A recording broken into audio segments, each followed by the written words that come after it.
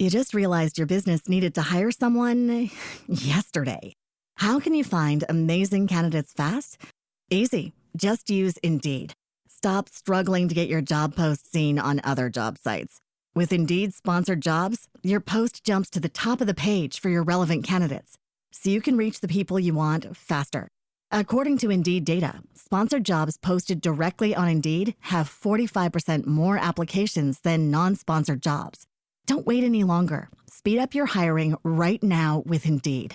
And listeners of this show will get a $75 sponsored job credit to get your jobs more visibility at Indeed.com/kidsandfamily. Just go to Indeed.com/kidsandfamily right now and support our show by saying you heard about Indeed on this podcast. Terms and conditions apply. Hiring? Indeed is all you need. Are you ready to learn the 3 secrets to launching a successful podcast? Hi, I'm Bill, a recent client of the Podcast Mogul. If you've been thinking about starting a podcast but aren't sure where to begin, he's got you covered. He is hosting a free webinar where he will share the 3 secrets that can help you launch, grow, and monetize your podcast without any fancy equipment or technical headaches. Click the link in the show notes to save your spot now and let him help get your podcast off the ground. Welcome to Invest in Yourself, the Digital Entrepreneur Podcast. Join the Podcast Mogul Phil Better as he interviews successful entrepreneurs that make their living in the digital world. Now, let's join your host, Phil Better, and his special guest today on Invest in Yourself, the Digital Entrepreneur Podcast. Ladies and gentlemen, welcome back to Invest in Yourself, the Digital Entrepreneur Podcast. I'm, of course, your host with the most, Phil Better, and today I am very excited to have the founder of OneRange, Mr. Steve Gilman. Steve, thank you so much for being here. Phil, thanks for having me. Huge fan of the show, and I'm excited to chat today. Well, now I feel some pressure now that I have a huge fan on the show here. Steve, I have your bio over here. It's quite impressive, just a quick look at it. But I would love for you to introduce yourself to my audience so that they can hear from you who you are. Yeah, awesome. Thanks, Phil. Steve Gilman, co-founder and CEO of OneRange, professional development solution platform. My background is as varied and as non-traditional as you could get. I have a background in engineering. I've played professional baseball. I'm a former intelligence officer as a civilian, as well as a military reservist. And I kind of recreated myself in my late 20s by going back to business school full time. That launched me into an entrepreneurial journey. My first company was Block Party, live event, national sports and hospitality. And I've worked to invest and advise in other early stage growth companies. So still figuring out what I want to do with my life, but everything I do, I go full steam at it.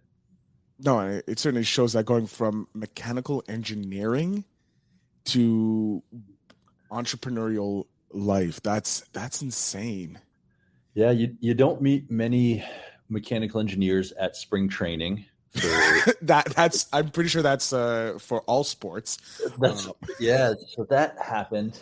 There was a logical thought at one point behind it. I think, I love the math and physics, and going into undergrad, I had the ability to explore.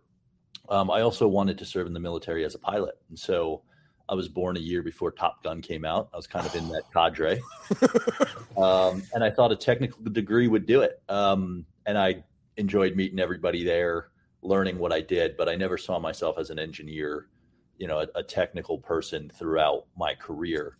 It was just kind of what I did during those years, and it's helped me to get to where I am today. Yeah, because I'm guessing mechanical engineering, you need to have your ducks in a row. You need to be able to visualize everything better and have a plan of action before going into anything. Without a doubt, and I think most of engineering tends to be problem solving and going with the ebbs and flows of requirements and changes and things like that. I think what I realized in undergrad is I love studying it. I love the design path that I was on. So being able to see, touch, feel, part of different groups that produce different, I was part of Society of Automotive Engineers. We produced a hybrid go-kart and raced that every year, did that for a few years. Love that. I realized the actual path that I wanted to be on in design, if I went to work for a larger corporation, was more limited in scope. So you can work for Boeing, but you're designing a door latch handle for 30 years. right? And so it's going to be the best door handle latch of life. That's it. And it's me and a team of 50 other folks making sure the factor of safety is right. And so I love working with engineers at this point, but I never saw myself carrying that throughout a career, which is where kind of that non-traditional reinvention came from.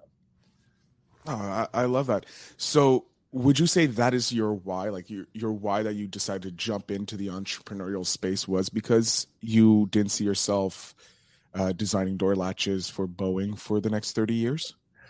Yeah, I think there's a very evident feeling and noticeable performance difference if you're trying to excel when you're passionate about something or when it's something that you can just do, right? You think other people make it look, or it looks good on paper, right, for the next employer or something like that.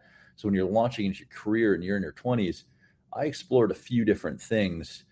But no matter what position I took, I always looked forward as to what I wanted to do next. And that wasn't completely healthy for me. So I'd get a job and I'd be there for 2 years and have a great time. And I look for what's next. And then I worked for the government for a while. And I said, okay, what's next? What's next? From day one, not that I didn't want to do that job and have a great experience, but I was always looking ahead.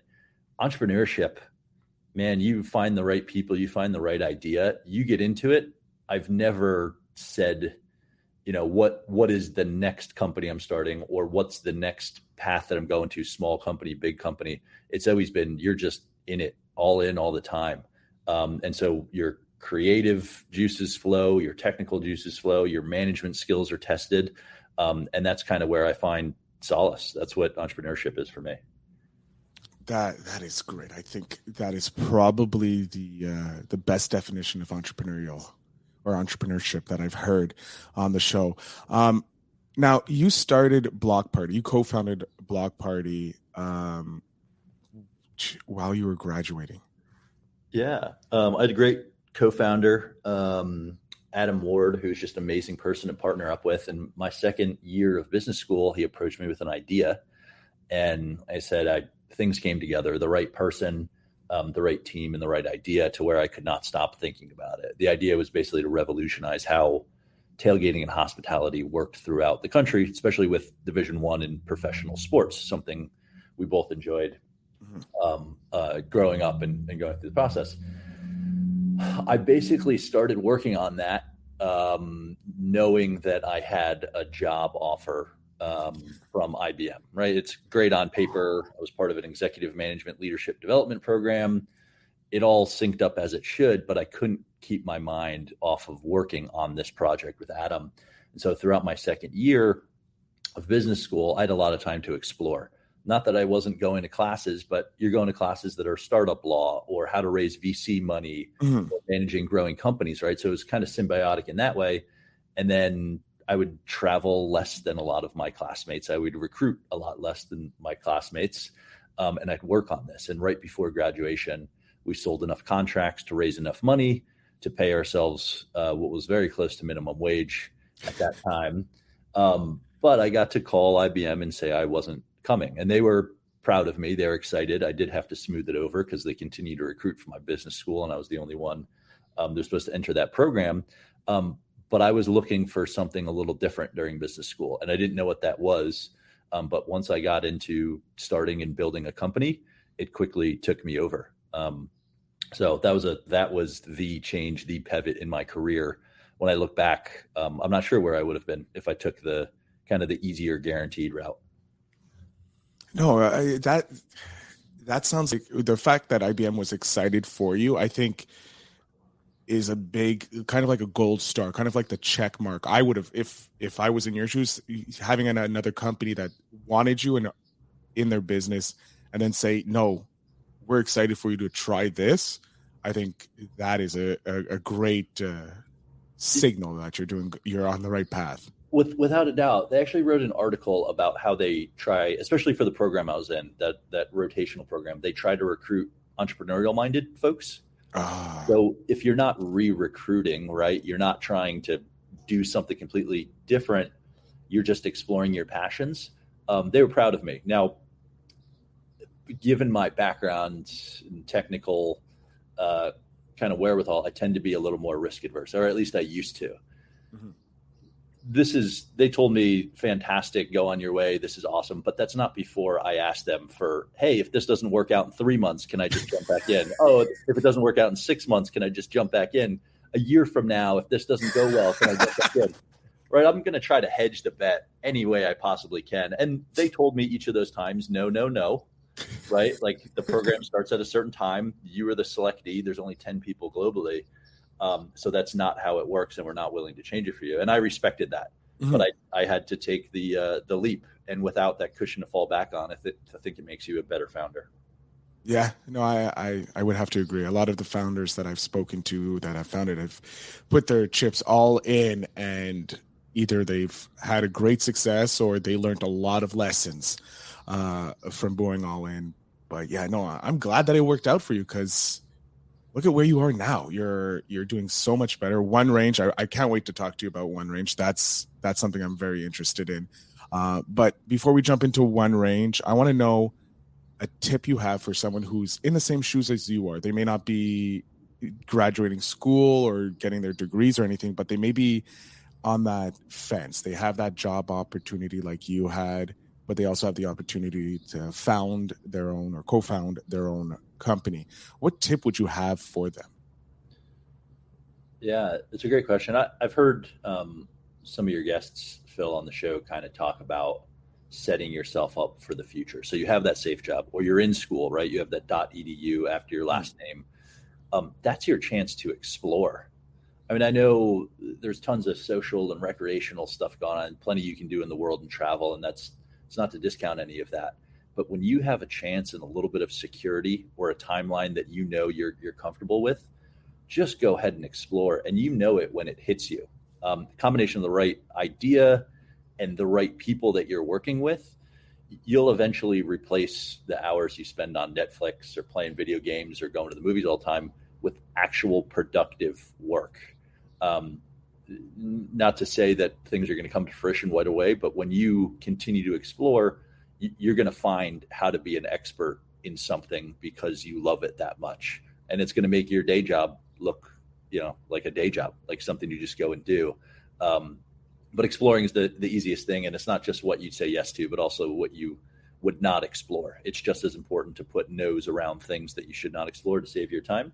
And so when you know it, you go at it full bore. And I think that's where a lot of entrepreneurs start, whether they've taken the leap, whether they've done it by moonlighting. It's always a combination of just not being able to not work on it, right? And get involved and explore and try to change the world.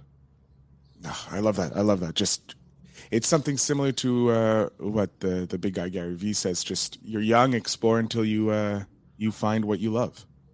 Right. I think there's a lot of people that maybe know where they want to be when they're 60 years old and just drive towards it. More often than not, the people that I know or the people I interact with at this point still have no idea, but they know on a day-to-day basis what makes them feel productive, what helps them learn, what market they want to be in, and what keeps them waking up every morning. And if you don't have that, take the time to explore. You're wasting time because you're going to spend a lot of your time working. And if it's not on the right thing, then it's going to be a waste of talents. Oh yeah, big time. And I know that firsthand. Did 10 years in the corporate world and realized that's not where I want to be. I love this, an entrepreneurial, not really knowing what the day will bring, but having an idea what I can do during the day and make it productive. I think that's the best part for a lot of people in, I'm guessing, our range, seeing you graduated around the same time I did. So yeah, it's that freedom, that difference. The corporate world is not really for most of us because we like to explore. Yeah. I mean, by numbers, corporations and the way the kind of academic system works, it's a great training base. But if you never launch for it, or you don't have the ability to scale up, which sometimes is not all in your control, it's tough. I had a good friend of mine when I was going through a transition from professional baseball, where I was just racking up injuries, right? And it was hard to continue with elbow and back injuries, as well as in my early kind of engineering days when I was waiting to go to that job in government. Every time I kind of hit a wall, I was like, listen, I can get the best performance reviews ever. I can get promoted before anybody. You get a little pay increase. That's awesome. But what am I missing? And he looked me straight in the eye and said, if you think that you can excel beyond what the organization will let you do, or in baseball, beyond what your injuries will allow you to do, right? No one's holding you back. Cream of the crop makes it to the top and eventually goes Hall of Fame. But if your injury is a little ligament in your arm or disc in your back is going to hold you back, go find something where you're not going to be held back. And years later, here we are in entrepreneurship, like you do, Phil. The more effort, the more work, the smarter you are about it, and the more you learn, the more you're going to drive success for yourself and impact other people. It's so true. It's so true. Now, I don't want to stay too much on your past. I do want to know about OneRange. Like this is what I heard from you when Spencer reached out to have you on as a guest. So I want to know more. How did OneRange come about? Yeah, it's a great question. I think getting into entrepreneurship was a culmination of a lot of different experiences I've had in the past. OneRange is a culmination of all my startup experiences. So it's a shift in the market that I serve from Block Party, but we did enough hiring, firing, raising money, doing deals, business development to get kind of our legs under us. And what I ultimately decided out of that experience is I wanted to launch another company, wanted to do it with a co-founder that had very disparate skills, but that I respected and understood to do what they have to. And I wanted to be in something that, for the next 20 years, I'd be happy with the impact on the world. And so I teamed up with my now co-founder and CTO, Hutan Feinasalik, who has similar experiences in the startup world. And it's just been an absolute pleasure every day.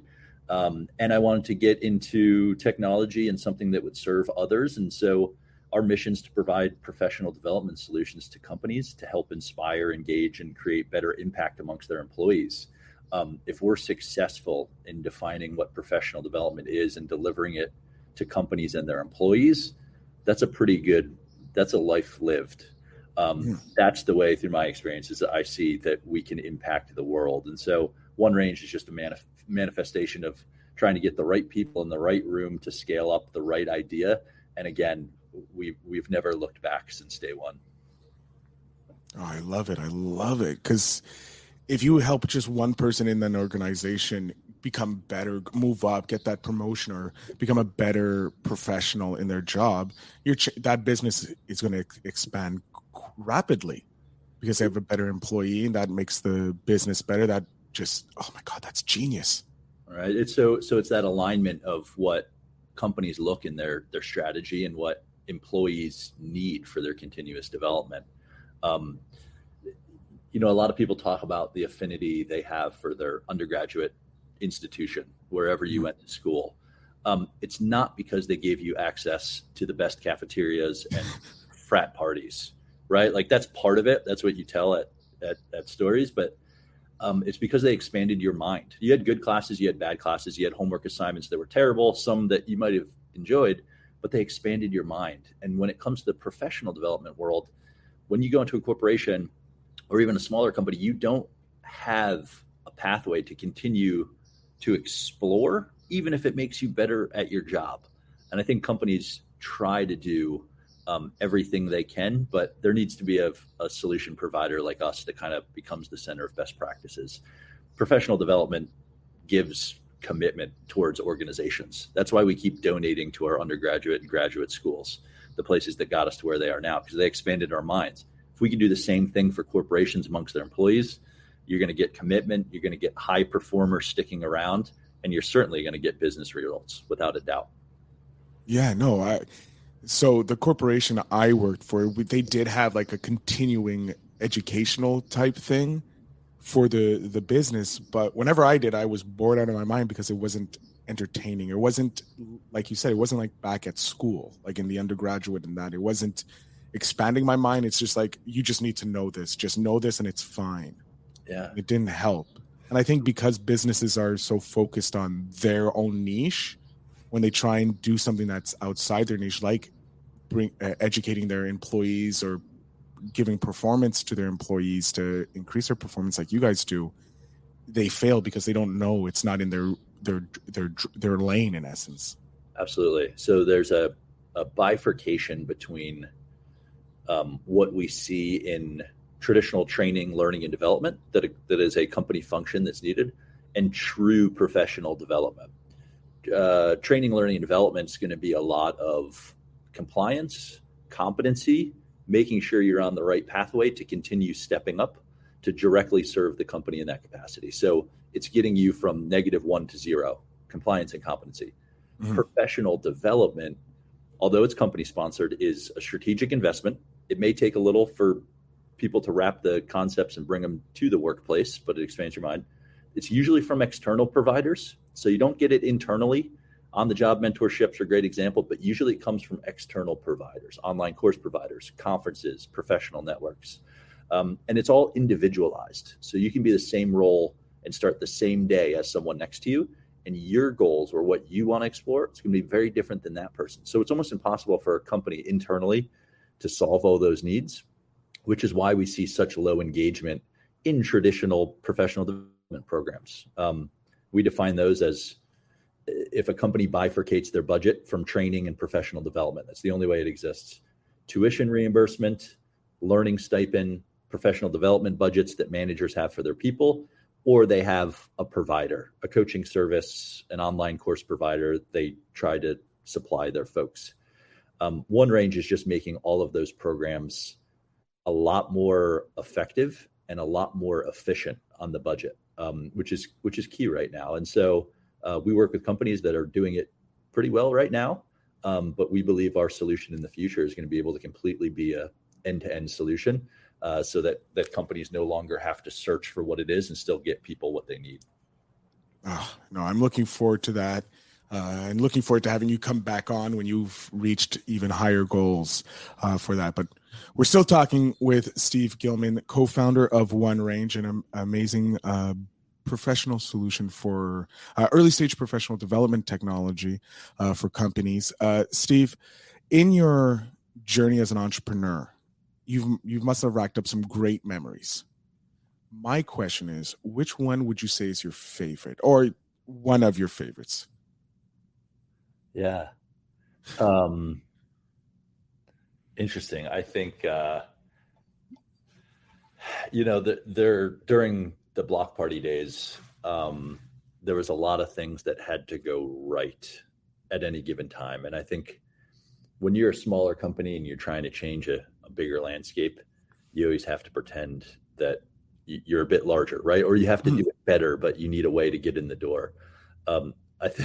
I think one of the kind of the funnest stories that comes to mind that launched what we did and gave us an opportunity to change the hospitality landscape is we signed our first deal. This is when I was, this was second year of business school.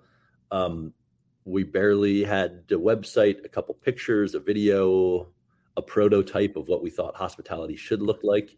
And much thanks to my co-founder who took me on this journey. He really headed up sales and changed the way things happen.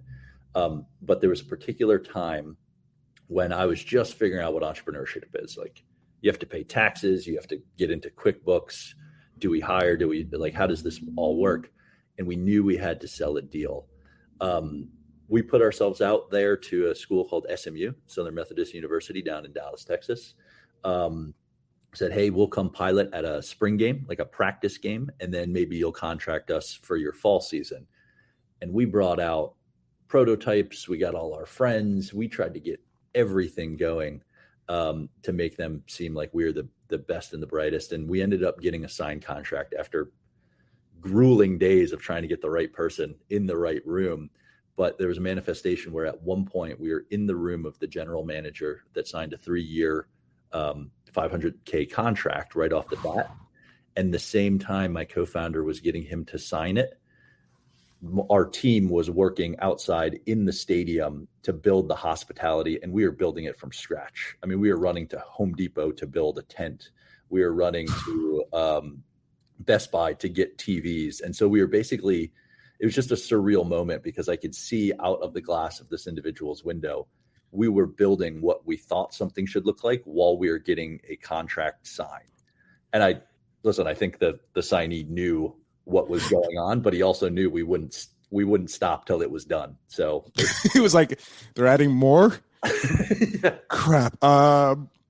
Look, if we just sign, will you stop? I think that's what's probably going through his head. He's like, this is going to stop the madness. That's it. And most entrepreneurs will tell you, you can pursue a lot of ideas, but until your back's against the wall and you have no choice, right? We would have not got investment. I would have been at IBM serving in some role right now had that moment not had happened. And so I give credit to that moment for everything I've done in the past 7 or 8 years since. Oh, no, that is a great memory to have, knowing that it's a life-changing memory, because like you said, if it didn't get signed, you would be at IBM and you wouldn't have the last 7 to 8 years of awesomeness that you've had. I might have thought that's all there was.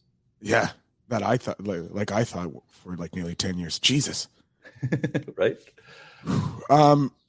I want to know, I'm a voracious book reader. I love reading books. It's like best way to learn, next to having interviews with people like yourself, Steve. So I want to know, what is a book that you recommend to anybody going into the entrepreneurial world?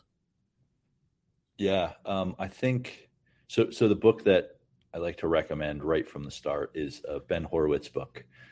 His first one, The Hard Thing About Hard Things. That was required reading for a masterclass that I took. And it was the first kind of exploration into how hard entrepreneurship should be, vice how easy it looks once you're successful, right? So entrepreneurs have a lot of exposure to Bill Gates coming back and giving a talk about, find a problem, have a solution. Now I have foundations to help the rest of the world. Well, there's a lot that happens in between. I think Hard Things About Hard Things basically goes into how sleepless nights come to fruition and how close you can be to being, in his case, a penny stock, but how close you can be to success. And there was multiple times where him and his team had his back against the wall. We need this customer to sign, or that's it. And you see what people do when they're passionate and they believe about it, believe what they're doing enough to make it happen. So I think that's a good point to start. It's going to give you a little bit opposite view, because I respect Ben for putting that perspective out there, even though he's had all this success in his career and is continuing to do so. No, that does sound, because when you, like you said, entrepreneurship from the outside looking in looks super easy, but once you get your hands into the muck of it, you realize how hard and dirty and difficult it is. So no, I like that book. I'm definitely going to be picking up Ben's book because it sounds like it's going to help me out a lot, and help other entrepreneurs in their journey as well see the real side of it. Steve, I'm going to jump off the stage here because we're coming up to the end of the episode. I'm going to give you the last little bit. Let us know where we can find you, how we can check out OneRange and everything else you have going on for you. Awesome. Yeah, thank you so much. So you can find OneRange at onerange.co. That's .co. We love talking professional development, no matter where your company is in the life cycle, starting a professional development from scratch, being small, being a little bit more mature in doing that, or you have something in place that's working and you want to bounce ideas off how to make it even better. So we're an end-to-end professional development solution. We allow companies to create more engaging, impactful, and truly inspiring professional development for all of their employees. We've seen some awesome success. We've had a chance to work with really great customers, and we're excited for the future. The team's excited to engage with people in that conversation, wherever and whenever you are in that journey. Awesome. Steve, I can't thank you enough for being an awesome guest on the show, sharing your story with my audience. And of course, to my audience, the show notes will have everything so that you can link up with Steve. Did I just mute Steve, or did you mute yourself? Did it myself. Yeah. No worries. I wanted to make sure I didn't mess up here. Steve, again, thank you so much for being an awesome guest. Hey, thanks for having me. Absolute pleasure this morning. Excellent. Ladies and gentlemen, thank you again. And remember to always invest in yourself.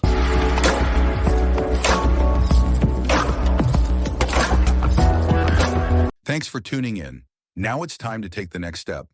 When you're ready to dive deeper into how to launch, grow, and monetize your podcast, Phil's got something special for you.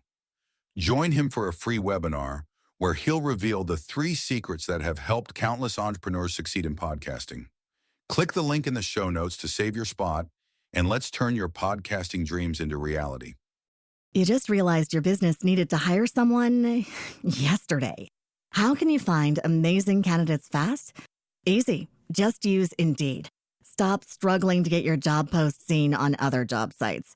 With Indeed sponsored jobs, your post jumps to the top of the page for your relevant candidates, so you can reach the people you want faster. According to Indeed data, sponsored jobs posted directly on Indeed have 45% more applications than non-sponsored jobs. Don't wait any longer. Speed up your hiring right now with Indeed. And listeners of this show will get a $75 sponsored job credit to get your jobs more visibility at Indeed.com/kidsandfamily. Just go to Indeed.com/kidsandfamily right now and support our show by saying you heard about Indeed on this podcast. Terms and conditions apply. Hiring? Indeed is all you need.